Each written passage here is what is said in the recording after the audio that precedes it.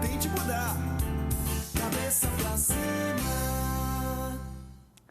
Bem, Natal já passou, o Ano Novo está chegando, estamos todos na expectativa, mas eu vou começar o programa hoje mandando um alô para o pessoal em Campo Grande, Mato Grosso do Sul. Estive lá recentemente, muita gente assistindo Boas Novas, muita gente também assistindo a gente em Florianópolis, Santa Catarina. Um abraço carinhoso para todos vocês aí em Florianópolis. Contato recente também com o pessoal de Itaguaí, aqui no Rio de Janeiro. Estivemos em Salvador, Bahia. Muita gente ligadinha com a gente, mandando um abraço, pedindo para a gente mandar um abraço. Pessoal de São José dos Campos, São Paulo, pessoal de Pindamonhangaba, São Paulo. Todos os lugares que eu estive recente, as pessoas assistem e falam, poxa, você não fala o nome da nossa cidade, então, alô, pessoal. E hoje nós vamos debater as promessas que costumeiramente fazemos, ou alguns fazem, como vamos descobrir já já aqui no nosso debate, no final do ano, quando o novo ano vai se iniciar. É costumeiro a gente avaliar, preferivelmente agradecer, não é verdade? Pelas coisas que conquistamos, que conseguimos, que passamos, boas ou ruins, naquele ano, mas sempre projetamos, então, uma nova experiência, uma nova esperança, melhor dizendo, uma nova possibilidade, porque realmente é como se cada ano nos oferecesse essa possibilidade. O que vamos fazer com esse ano de 2017 que está começando? É o que vamos debater no programa de hoje. Fique agora com o nosso informativo, a gente volta já já com o debate. Um psicólogo britânico da Universidade de Hertfordshire, na Inglaterra, realizou uma pesquisa sobre as promessas de final de ano e sugere que apenas 10% das pessoas conseguem cumprir com as resoluções definidas. Richard Wiseman, que liderou o estudo, analisou 3.000 pessoas que tentavam cumprir com várias promessas, como parar de fumar, emagrecer, fazer mais exercícios ou beber menos. No início da pesquisa, 52% dos participantes afirmaram que estavam confiantes de que conseguiriam cumprir com as suas metas. No entanto, no final do estudo, e depois de um ano de tentativas, apenas 12% conseguiram manter as promessas e alcançar os objetivos que haviam definido. Entre os voluntários, o estudo observou que a promessa mais difícil de ser cumprida foi parar de fumar. Apenas 24% dos voluntários conseguiram. A promessa mais cumprida entre os participantes foi a de aproveitar mais a vida, objetivo alcançado por 32% dos voluntários. A pesquisa aponta ainda que 22% dos homens que conseguiram atingir os seus objetivos o fizeram ao definir metas específicas, como perder 1 quilo por semana, ao invés de apenas perder peso. Já para as mulheres, o estudo indica que a chance de manter as promessas aumenta em 10%, quando elas contam para a família e para os amigos sobre a resolução. Eita, um monte de dica, um monte de coisa, mas eu estou impressionada, gente. É óbvio, quer dizer, eu não conheço a experiência, mas já acompanhei muitas pessoas. A gente sabe que parar de fumar é muito difícil. Mas será que a vida está tão ocupada, tão corrida, que aproveitar um pouco, curtir mais a vida, foi alcançado só por 1/3 das pessoas que se propuseram a isso? É para a gente refletir. Que bom receber aqui hoje de volta, todos eles de volta aqui na casa, a Eni Peniche, que é psicóloga, ela é coach e é especializada em neurolinguística e psicossomática. Eni, vou pedir licença, tá, gente, para chamá-los pelo primeiro nome, de cara, à vontade, aí na sala da sua casa. Bem-vindo ao Cabeça para Cima, bom tê-la aqui hoje. Obrigada, é um prazer imenso estar aqui e vamos falar de um assunto que eu acho que é uma linguagem universal, né? Com certeza, no mundo. Esse estudo aí a gente viu foi conduzido na Inglaterra, mas acho que no Brasil não será muito diferente, não, os números. É bom ter também Fábio Magalhães, que é coach e palestrante. Fábio, bem-vindo ao programa. Obrigado, mais uma vez, pelo convite. Muito bom estar aqui. Certo. Você participa às vezes do Antenados, não é isso? Uma vez, mas é o terceiro cabeça. Ah, tá bom. Caramba, eu vim justamente lá dizer, estamos pegando alguém, ao contrário, emprestamos então. De qualquer forma, é bom tê-lo aqui. Obrigado. E para completar o nosso trio, Francisco Severo, que é psicanalista e professor. Bem-vindo. Eu quero agradecer muito, mais uma vez, o convite e dizer que é uma honra muito grande mesmo sempre participar desses encontros, que trazem sempre temas assim absolutamente relevantes para o nosso dia a dia, né? A gente já aprendeu que esse é um debate, né? Mas que finda tendo um pouco esses ares também de bate-papo, faz com que quem está em casa, de repente abaixa a guarda um pouquinho, porque eu sei que, né, às vezes, eles contam para mim, não, lá em casa pega fogo, né? Um diz uma coisa, outro diz outra e tal. Mas é nessa reflexão que a gente recebe também formação e informação. Porque muita coisa a gente, às vezes, até, por que não dizer erra, por falta de informação, falta de ter quem né, compartilhe uma experiência. Vamos lá. Promessas de fim de ano, elas existem mesmo? Pelo que a gente viu ali, sim, mas e aí? Todo mundo faz? Faz. O Francisco, pela cara dele, pelo que ele falou nisso, eu gostaria de começar o nosso debate aqui dizendo exatamente sobre essa descrença da promessa, né? Uhum. A promessa, na verdade, ela, no meu ponto de ver a situação, ela é um auto-engano. Tá? Nós estamos cercados constantemente, desde quando nascemos, por ofertas que o mundo demanda, nesse sentido de promessa. Nunca é uma coisa real, é uma coisa ilusória, é uma coisa que se tem ainda a pretensão de. Né? Entendi. E nós acabamos, pela nossa própria constituição psíquica, nos imbuindo de tomarmos conta desse pretexto. Ou seja, nós deixamos um pouco de lado aquilo que é real e passamos a admitir essa possibilidade ou uma adequação nesse espaço onde você possa, de repente, prometer algo que necessariamente para aliviar você... um pouquinho a sua culpa, exatamente. Você não realiza. Então, é como se dissesse assim, bom, eu te prometo fazer isso em palavras, é uma retórica, né? Uhum. E isso, no sentido real, eu não vou necessariamente cumprir. Porque é necessário que a gente deixe um pouco de lado essa crença de que uma promessa é algo que vai ser realmente efetivado. É algo que precisa de objetivos, é algo que precisa de planejamento. Então, se enquanto isso não ocorre, eu fico só no campo da subjetividade. Só na promessa mesmo. O sujeito subjetivo que somos nós, que somos divididos, né? Nós somos dois ao mesmo tempo, estamos sempre nesse conflito e nessa busca. O que nós queremos de fato? Essa promessa que eu faço é uma promessa para mim ou é uma promessa dirigida à minha comunidade, ao outro, de uma forma? Essa coisa não está em mim, essa coisa está fora de mim e eu preciso entender isso. Entendi. Deixa eu ouvir vocês primeiro, porque, enfim, vamos lá. Acho que mais importante que se prometer é ver qual o propósito que tem por trás daquela promessa, que é isso que vai, na minha opinião, fazer com que você... de efetivamente alguma coisa acontecer. Fracassar ou não.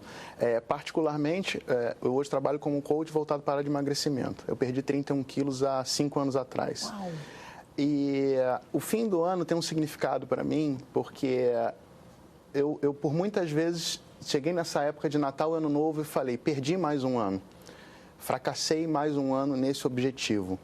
E eu começo a minha dieta num dia 16 de dezembro de 2011. Enquanto as pessoas, poxa, final do ano, Natal, Ano Novo, eu falei, não chega, eu não aguento mais virar um ano com esse sentimento de falha. Mas, por que eu consegui vencer dessa vez? Foram 20 anos tentando. Por que eu venci dessa vez? Porque eu me conectei, de fato, com o meu propósito. Entendi.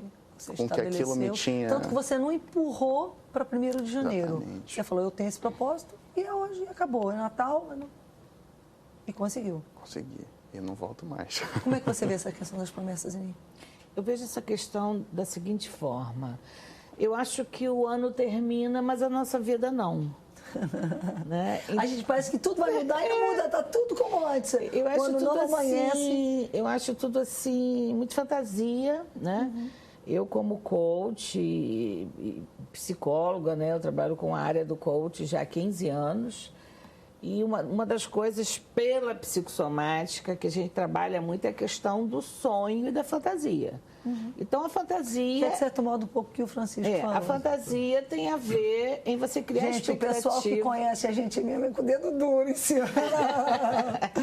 A fantasia é você querer realizar alguma coisa esperando de terceiros, né, aquilo que você deseja.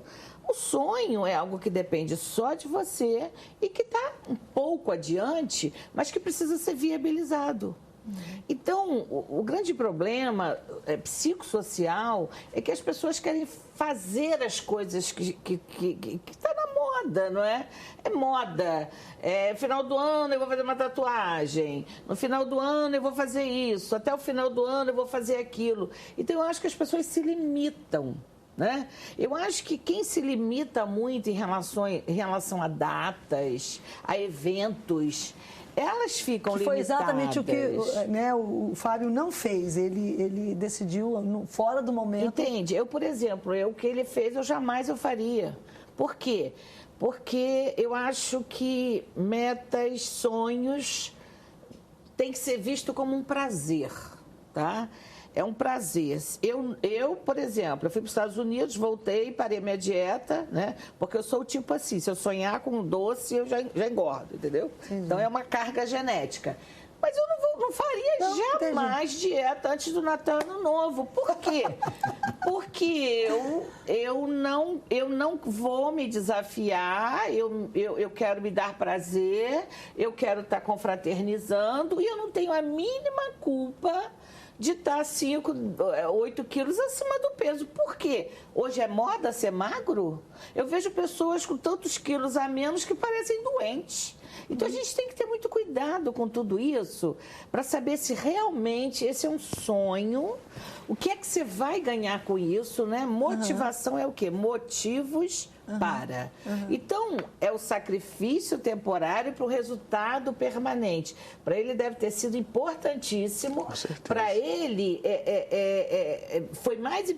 Eu imagino que para ele deve ter sido um prazer maior se desafiar e cumprir o desafio do que até porque cada pessoa é cada pessoa. Exatamente. Gente, sabe o que a gente está percebendo? E eu acho que a gente entrou porque cada programa encontra o caminho dele. E eu estou feliz que esse programa encontrou esse caminho. Porque, na verdade, nós não estamos questionando aqui o fato de pessoas precisarem colocar metas e estabelecer promessas para si e as cumprirem.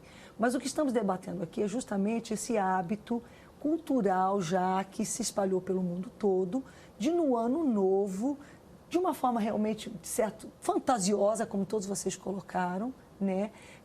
Imaginar e crer que tudo vai mudar. Não, o ano vai mudar, então a minha vida vai mudar. Não, não vai. E às vezes essa não mudança, ela de per si, ela já vem e sabota, digamos, todo aquele plano, aquela ideia. Por quê? Porque eles contavam com aquela mudança para também fazer a sua mudança.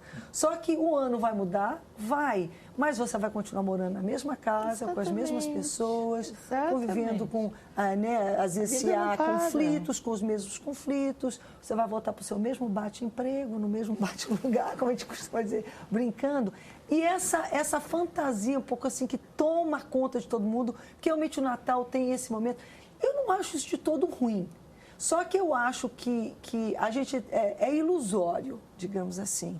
Então, vamos voltar para o segundo bloco, tentando primeiro entender por que as pessoas fazem isso. Pois é, mas essa promessa de que nós estamos falando, ela é um espaço que realmente o indivíduo se aposta para exatamente não cumprir aquilo que ele fantasia, aquilo que ele idealiza.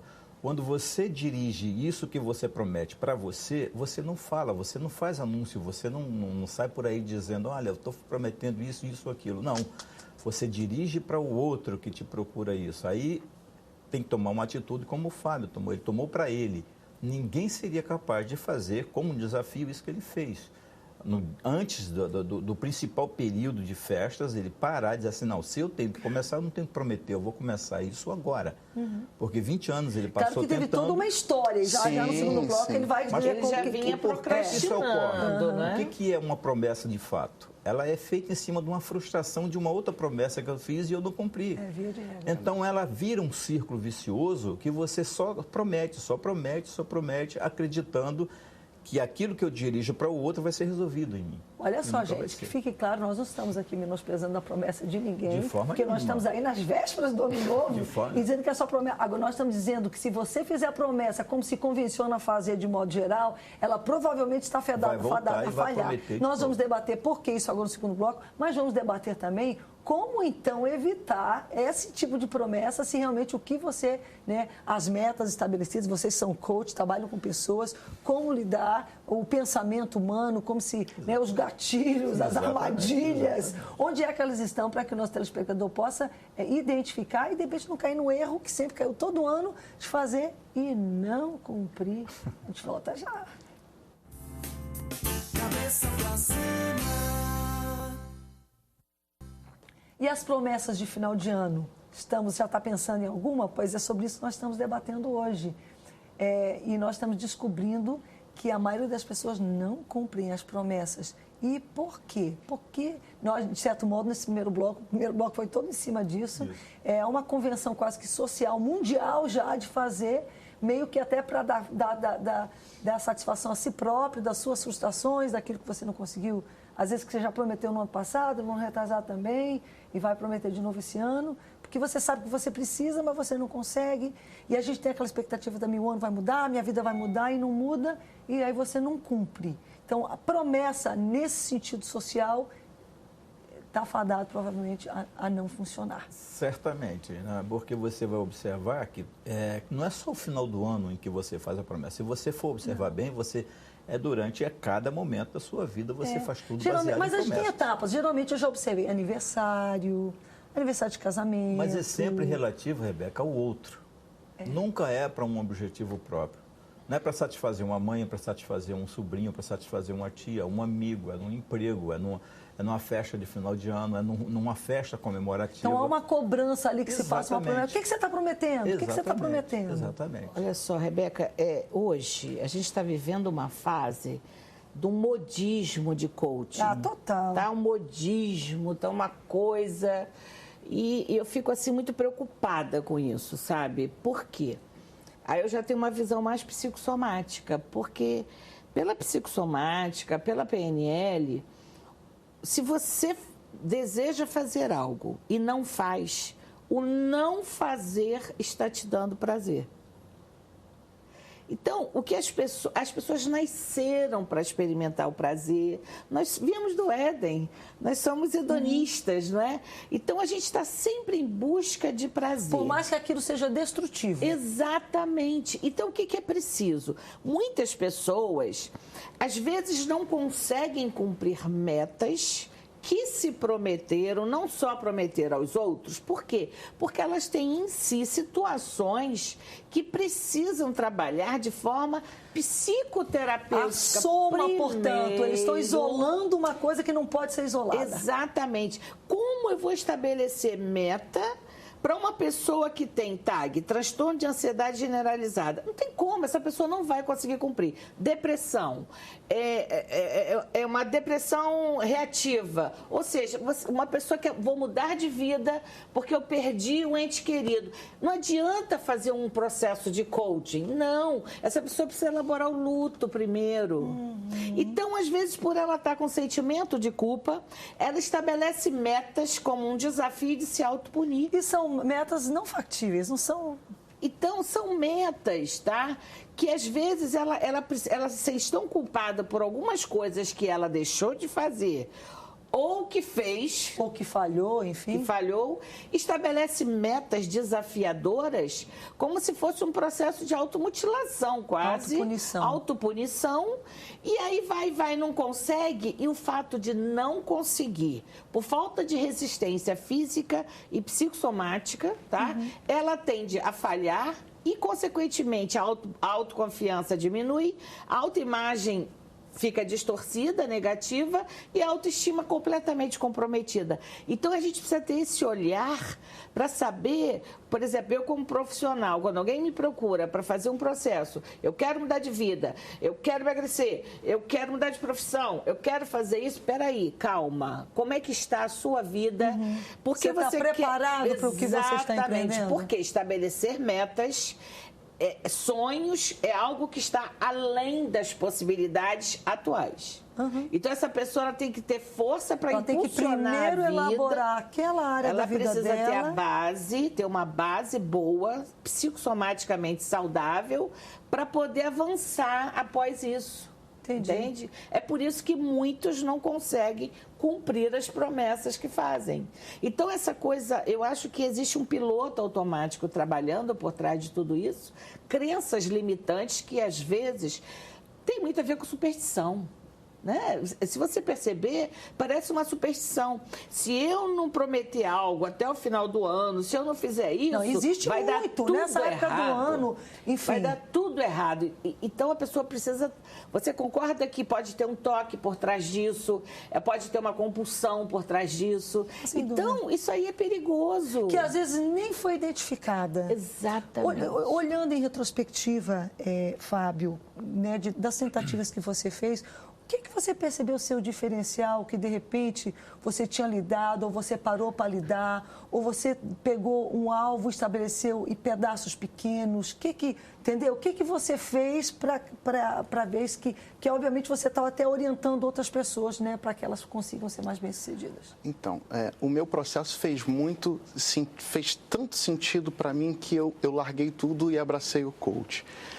O pilar inicial disso, eu estava cansado da história que eu estava contando. As ausências eram enormes. O prazer, aí estou falando dos meus valores, o prazer de comer um chocolate, que até então meu corpo estava viciado, um refrigerante ou o que quer que seja, ele era um prazer imediato. Eu fiz um programa essa semana sobre a questão da inflamação do corpo e eles atestaram todos os profissionais presentes, gabaritados, enfim, das UFRJs, enfim, que o açúcar é tão viciante quanto a cocaína. Quanto a cocaína, com 5 vezes mais, segundo o doutor Laí Ribeiro. Então, pronto, aí. Com certeza. Então... Desculpa te interromper, mas um dado que eu... O que uma acontece... efusão de prazer muito grande. Eu estava num círculo vicioso, querendo partir para um círculo virtuoso. Né? E você tem um gap entre um e o outro, e aí que o meu trabalho faz todo... Então, na verdade, não era só a questão alimentar que estava em crise na sua vida. Havia uma série de outras situações. Consequência dessa indisciplina, entendeu? Eu, como homem, tinha menos espaço, eu tinha menos autoestima. Questão de aceitação é real, independente se eu aceito ou não, se está contra ou a favor dos meus valores. A sociedade é assim, te discrimina se você está fora do padrão. Entendeu? Em várias áreas da vida. Um exemplo, depois que eu emagreci, eu passei por uma época de recolocação no mercado de trabalho, eu escutei em 3 entrevistas, dentro do feedback de várias características, pô, Fábio, você tem uma boa aparência. Eu falei, o que está acontecendo? Eu nunca ouvi isso na minha vida. Tem coisa, eu costumo dizer, não é o peso que você perde, é a vida que você ganha.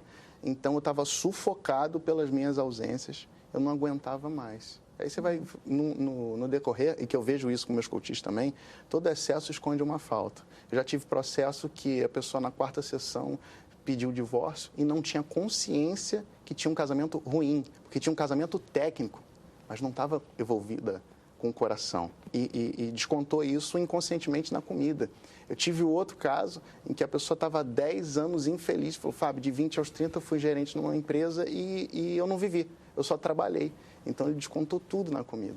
Então, o que eu vejo, tanto comigo e com os meus coaches, é que não é só por trás do hábito ruim, né, do mau hábito, sempre tem algumas questões. Às vezes isso que ela falou, a soma dessas situações. É o sistema compensatório, né? Exatamente. Mas um detalhe, a meu ver, que eu vejo com os meus clientes, não necessariamente que necessitem de um tratamento psicológico.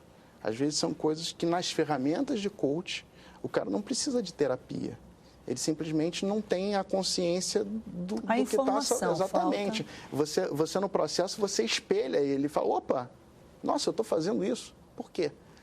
Você tem ferramentas que ele vai se questionando, e uma hora ele, opa, não faz sentido mais replicar esse tipo de comportamento, vamos mudar. E aí, doutor Francisco? É muito interessante isso que ele colocou aqui, porque, discordando só um pouquinho disso que você falou, que não necessariamente precisa de um acompanhamento psicológico, eu acho que isso também se cria um tabu muito grande em torno disso quando alguém inadvertidamente ouve esse tipo de condição. Em que sentido? É como se o psicólogo, o psicanalista ou o terapeuta fosse uma ofensa em tratar você como uma pessoa doente. Exatamente, fosse muito chato, tá ruim. Muito difícil para mim reconhecer que eu tenho um problema psíquico. Todos nós temos. Menos aceito socialmente, exatamente. Todos nós temos e nós precisamos conduzir isso de forma clara. Nós não podemos nos omitir de forma nenhuma que nós temos e necessitamos de uma ajuda de alguém. Essa ajuda que vem através do coach, que vem através do psicólogo, que vem através de um terapeuta, mas que venha. Né? Porque esse reflexo está sempre no basado... pastor, a gente ajuda tanto, mas tem momentos que eu falo, olha, você já saiu da minha...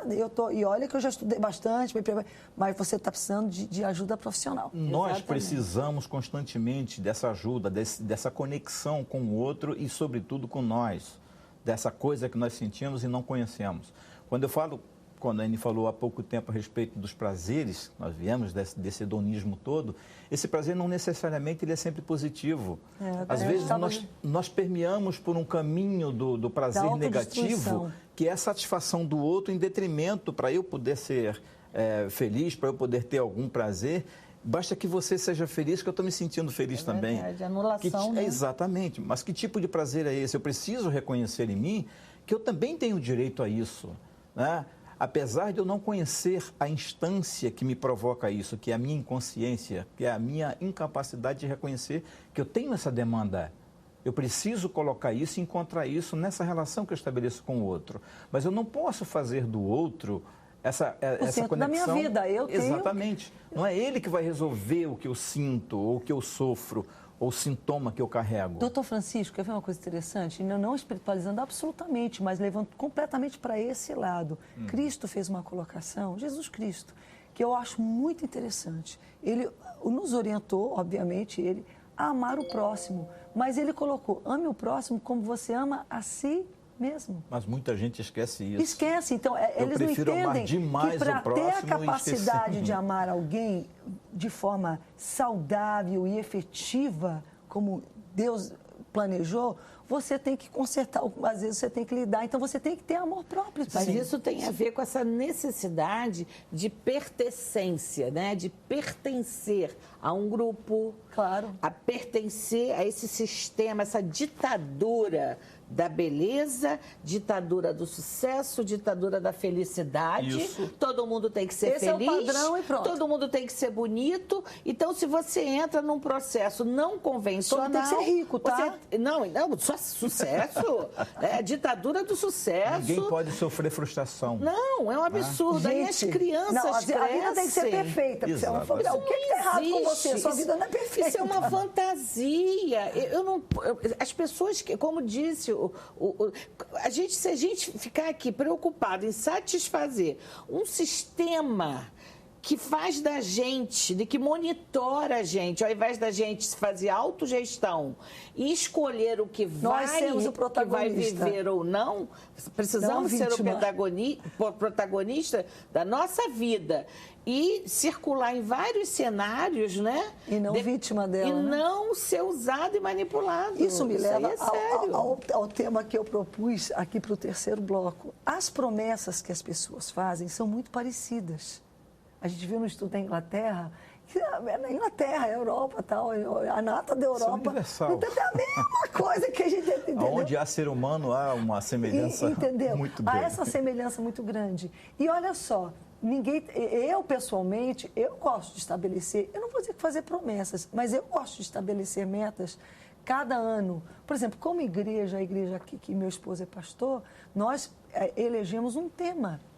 E trabalhamos aquele tema o ano todo. Por exemplo, este ano o tema foi fortalecendo a família. Então, as ações da igreja... Manter foco, né? Manter o foco foi colocado no sentido de dar atenção para a família. Mas, Rebeca, isso não é promessa. Isso é um planejamento. Olha para onde eu estou indo. Calma, deixa eu chegar.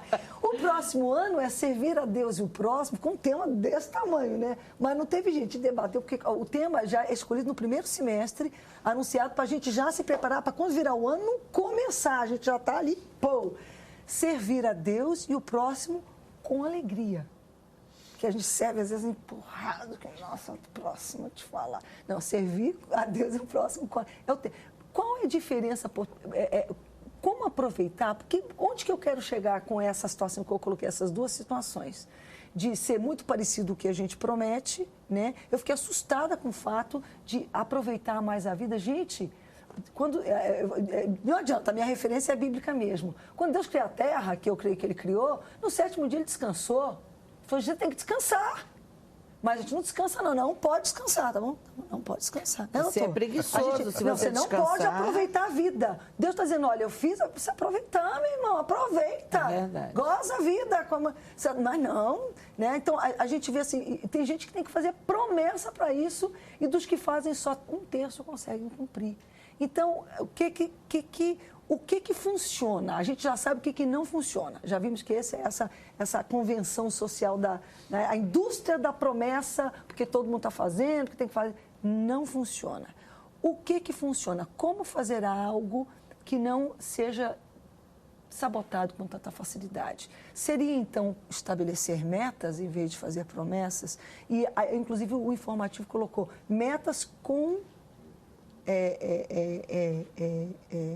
você estabelecer metas que tem, digamos assim, eu posso usar a palavra degraus, ou tem etapas. Plano de ação. Isso, um plano de ação. Meta de curto, médio e longo prazo. A gente volta já. Porque afinal você está dizendo só, vamos falar sobre o que não dá certo? Claro que não. A gente vai terminar de cabeça para cima falando sobre o que funciona. Vamos lá. Cabeça pra cima.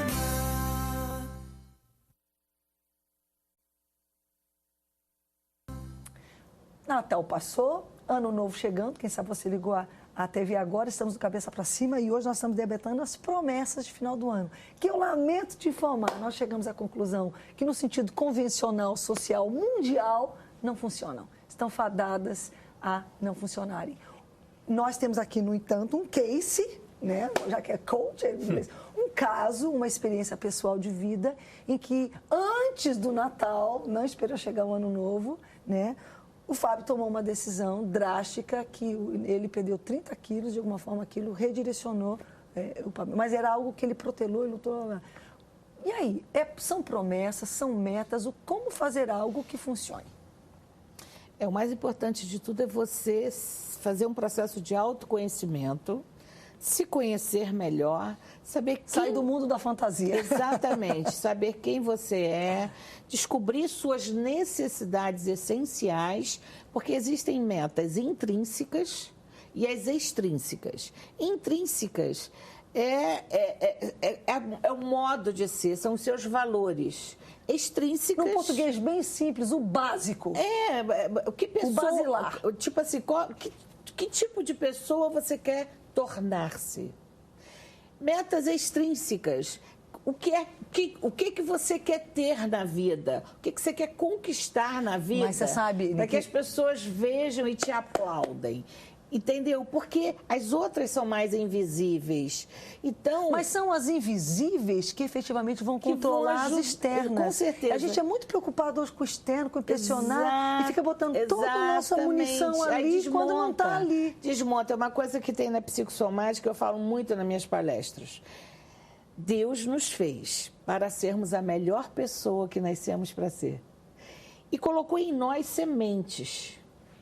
E se essas sementes, elas são de maçã, e você quiser ser pera, você nunca, jamais vai ser pera e vai ser uma maçã mal, doente, raquítica. Então, descubra as suas sementes e desenvolva nela. Acho lindo Paulo quando ele fala para Timóteo, não despreze o dom que há em si. Está falando sobre o protagonismo da vida. Porque, às vezes, a gente, essa coisa de menosprezar os outros, mas ninguém fala. Isso é, As pessoas querem ser muito só iguais às outras. Só que a gente fica se outras. comparando e desprezando o nosso dom.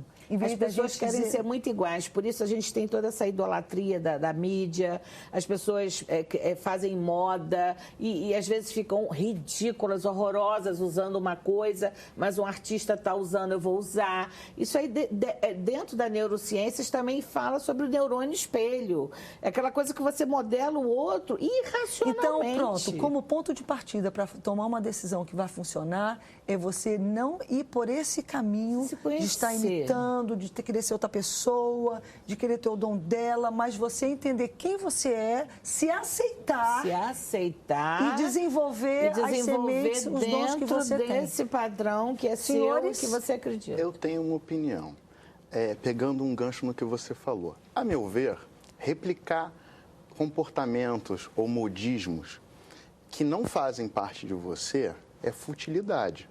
a meu ver. Mas como isso é feito hoje, velho? Exatamente. Só que tem o seguinte, o que eu percebo, olhando para mim, olhando para as pessoas que eu atendo, elas não estão guiadas por isso. Elas realmente têm ausência. Eu entendo o seguinte, ao menos nesse corpo a gente tem uma vida só. Então você olha para a vida e fala assim, o que eu quero viver, o que eu quero ser, o que eu quero construir. E procrastinar, não correr atrás, não é mais confortável, porque não realizar é desconfortável. Mas as pessoas tendem à procrastinação. Não, todo mundo está assim, total. Esse é um dos meus grandes dramas pessoais, é a procrastinação. Eu acho o seguinte, falta planejamento. Mas se você planeja e você não trabalha valores e propósito, a meu ver, teu planejamento fica sem sustentação. Vou te dar um exemplo mais prático, né? Por que eu não emagrecia? Porque eu não tinha disciplina na minha dieta. Vamos lá, eu tinha um caminhão de valores, um caminhão de pilares no meu propósito, de coisas que eu queria viver e não estava vivendo. Ok, me conectei com isso. Eu via que cada vez que eu estava me auto-sabotando, cada vez que eu ia para um rodízio de pizza, por exemplo, ou outras coisas que, né, contribuíam de contra o meu objetivo, eu vi que eu estava traindo um dos meus maiores valores, que é a honestidade. Então eu falei assim, poxa, eu estou sendo desonesto comigo. Então aquele momento em que eu vou comer 23 pedaços de pizza como eu já comia, paralelo àquela coisa, vou devorar, vou me satisfazer aqui, acendeu uma luz, caramba, eu estou sendo desonesto comigo. E o meu propósito, e o que eu quero viver? E é assim que eu passei a ressignificar a minha relação com os alimentos. Sabe o que eu observo, Fábio? Vamos ver se eu estou certo. Eu sei que você vai poder responder isso e com certeza os senhores, né, o doutor Francisco. Na verdade, você pegou... Porque a gente pensou assim, então agora ele botou tudo em ordem porque ele emagreceu. Não, é que ele conseguiu controle e protagonismo de uma área que lhe possibilitou, não foi ele, de repente, se fosse o protagonismo de outra coisa que fosse importante para ele, mesmo com um porte físico, de repente, por mais que exagero, mas está entendendo? Quando você coloca uma área em ordem, por tabela há uma tendência de generalizar para outros, coisas, de você ter um maior controle, uma maior disciplina. É isso mesmo? Nós precisamos reconhecer também uma situação que pouca gente não sabe, nunca ouviu falar, mas é o que nos remete exatamente a toda essa situação que a gente estava falando agora, que é o fato de você tomar como espelho, como exemplo, como assinatura para si, aquilo que você tem em casa.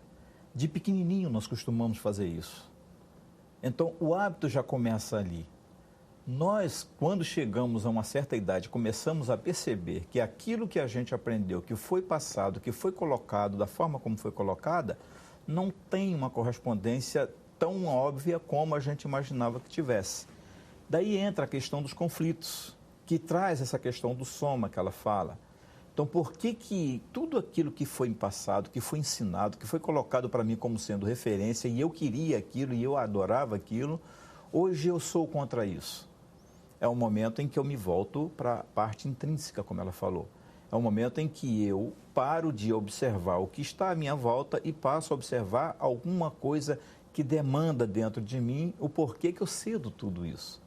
Então, de pequenininho, nós temos esses hábitos. A mamãe fala, o papai diz, a titia fala. E aquilo é a verdade absoluta. E sim, enfim. Você não tem como contestar porque você está em plena fase de desenvolvimento psíquico. São figuras de autoridade. São figuras de autoridade, são figuras de referência para o seu aprendizado, que isso só vai deixar de existir a partir dos teus 10 anos, 12 anos, quando entra a tua pré-adolescência, quando você passa se apossar e conhecer um pouco de você por dentro. Diz assim, mas eu não concordo com isso, mas por que eu aceito isso? Porque antes, se você falasse qualquer coisa contra, papai e mamãe ia dizer que não, que era daquele jeito, assim, porque era dessa forma e que sempre foi assim e que nada ia ser diferente. A sociedade em si, ela é o nosso pai maior, digamos assim, em termos de função.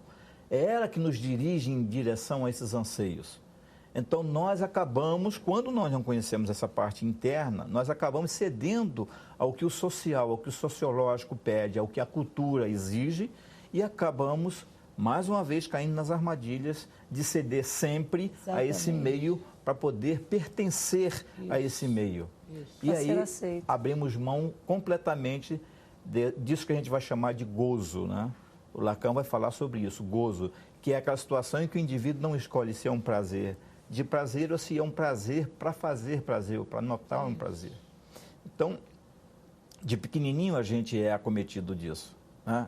Quando adulto, a gente precisa tomar posse disso, como ela fala, e redirecionar todos esses desejos e todos esses gostos aí. Se eu continuo dirigindo isso para o outro, para satisfazer o outro, eu vou ficar na falta. Então vamos lá, aplicando isso nesse momento de final de ano, em que pessoas estão aí, né, com esse, de certo modo, com esse oba-oba, mas querendo, precisando, de repente, até fazer algo que eliminar, parar com o comportamento autodestrutivo, a utilização de drogas, de álcool, porque, queira ou não, o fumo é uma droga. É uma fuga. É uma fuga. É sempre uma fuga. Mas a pessoa não consegue. Ou algo, às vezes, até mais simples. Né? Esse ano eu quero estudar, ou esse ano eu simplesmente quero aproveitar mais a vida. Não ser tão ocupado pelas pessoas, ocupado, dominado pelo trabalho só, mas ter mais tempo com a minha família. Como elaborar isso de uma forma que produza efeito? Veja, quando eu estou nesse processo dessa fuga, de sempre encontrar no outro a possibilidade de ser feliz, eu não preciso internamente fazer nada de esforço nenhum para poder ter sucesso, ter fracasso. Né? Enquanto isso, eu estou me sabotando. Enquanto isso, eu estou fugindo do que realmente eu queria, o que realmente eu quero. Daí vem a questão da promessa, né? A promessa ela não pode ser vista do ponto de vista da inveja. Né? Querer ser igual ao outro. Querer ser parecido com o outro. Isso querer não vai ser suficiente para você mudar. Não vai ser suficiente, mas é isso que nos remete sempre a repetir, acreditando que uma hora eu vou conseguir com satisfação isso aí. É verdade. Tá certo. Para ti, eu gostaria que cada um enumerasse um elemento que vocês consideram importante, então, nesse momento. Você, de certo modo, já deu cada um já deu, nessa rodada, mais uma rápida.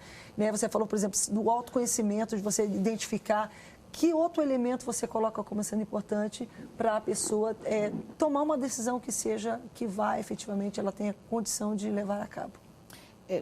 Existe todo um cenário, né, interno e externo, em que a carência... A carência, eu acho que é a raiz de todos os males na vida de um ser humano, que está sempre tentando preencher de alguma forma, né? E quando está no nível inconsciente, essa pessoa falha muito consigo mesmo. Então, é importante esse processo, eu acredito, de você voltar para você, fazer... Sabe aquela coisa assim, chamado método socrático, fazer prós e contras, sabe? O que você está ganhando? Você tem que racionalizar, portanto. Você não pode ir pela emoção, porque não vai rolar. Você está entendendo? Por quê? Eu acho assim... Que foi o que você fez. Você apelou. Por mais que alguém te ame, nunca vai fazer por você o que só você pode fazer. Então, isso aí, nem Deus vai fazer. Deus que é Deus, do impossível, eu acredito. Então, por mais que alguém te ame... E não é que ele não tenha poder de fazer, mas ele elegeu trabalhar dessa forma. Nós temos um biocomputador maravilhoso, poderoso, que nós temos todos os recursos que precisamos para sermos a melhor pessoa que nascemos para ser. Mas precisamos acessar esses recursos. Eles não estão fora de nós, eles estão dentro de nós.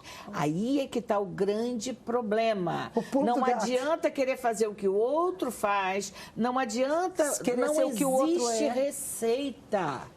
Não existe receita. Você precisa saber o que melhor vai se adequar para a tua vida. Todo mundo tem que ir para a academia. Não. Quem sabe você vai se adequar subindo escadas, degraus. Caminhando. Quem sabe você vai... Caminhando. Então, essa coisa sistematizada, as pessoas se tornam, como ele disse, inclusive, a pessoa vem no automatismo. Eu trabalho muito com uma jornada transformacional que é automatismo. Você entra num processo de conhecimento, prática, repetição e automatiza o que você escolheu para você. Isso é mudança de vida, onde você escolhe o que é melhor para você. Escolhas grandes ou pequenas, como é que você começou a sua caminhada? Você viu que ele fala sobre colocar alvos menores, geralmente... Em vez de botar uma pizza inteira em cima do prato, bota um pedaço de cada vez, como é que é isso? Então, falando do emagrecimento, existem várias formas de emagrecer. Do método que eu escolhi, eu parto do princípio que você emagrece cumprindo seu plano alimentar 100%. E aí você gera disciplina. Para cumprir isso, você tem que ter disciplina. Então, trabalhei os meus valores. Na verdade, o que você trabalhou foi disciplina. Exatamente. Estava faltando disciplina. Estava faltando disciplina e eu não fracionei, porque eu coloquei na cabeça o seguinte: se eu der o melhor estímulo, eu vou ter o melhor resultado. E o melhor resultado, dependendo do tempo, dependendo da fase que eu estou, pode ser 3 quilos no mês, pode ser 10. Então, não me prendi a isso. Eu me prendi à disciplina, a dar o melhor estímulo. Doutor Francisco, eu vou pedir licença ao senhor, a gente vai retornar para se despedir, senão o programa já estouramos aqui os blocos, mas eu volto já com o senhor rápido, e a gente volta, como passa, para se despedir. Cabeça pra cima. A gente vai terminando um grande programa debatendo realmente sobre essas promessas. E aí, doutor Francisco, para o senhor, qual é o segredo de fazer promessa que vai cumprir?